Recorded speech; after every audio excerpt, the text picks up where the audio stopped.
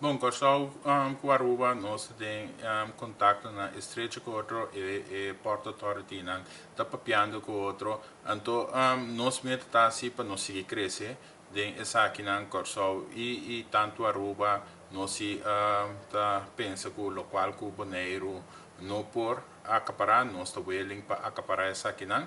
Nós temos 2 megapira aqui na, é promenos que hasta expandir tique mais para por receber classes mais grande. Aruba também mesmo coisa, pois entre Corsol com Aruba nós está nós laga sa na FCCA, na cruise line que nós está willing para servir e nós está disposto também para criar muito mais facilidade e desenvolver também o produto turístico aqui na Corsol. O barco está virando muito mais grande, então isso significa também que nós temos que trabalhar também para a população também e gente não por gostar e participar do inteiro business de cruzeiro aqui.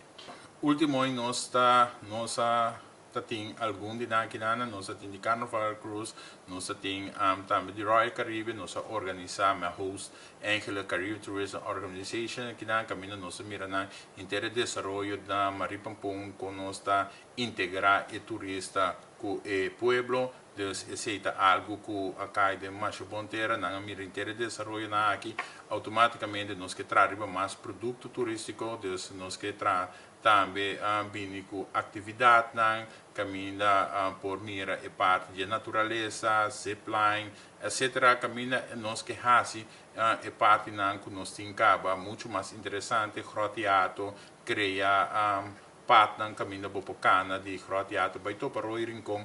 Dus assim nós que hasi e produto turístico muito mais interessante para soma para mim também para experiência. Aruba tem seu own flavor, Corsol tem DJ, então nós somos competidores de outro, para soma o mercado a mim também sempre de Médio Oriente, de Europa, de Ásia, de América, de Canadá, Latinoamérica, Sul-América, aceita nossa competência. Nós, em Caribe, estamos mais unidos para de tal forma nos atrair e turista bem Caribe. Então, se muito para de conectividade, pessoa muito quer, nós temos que criar que o turista que bem está seguir bem a área de Caribe, então Hasi Caribe multi-destinational, caminha não por bem e enjoy toda a isla de Caribe, então queda dentro Caribe, pessoa e ora nós tudo aproveitar isso aqui.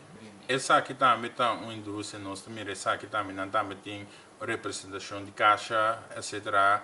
Tem chata, que é parte de hoteleiro, mas tem caixa também, que é apartamento, e dive school, rent cars, etc. Nós também está pedindo também para o organizar, reconhecer, etc. Dus aqui na ministra de Finanças também cria lei para 11 player field, que a natureza tem que pagar, e dragaf na obena, etc. Ora na hier.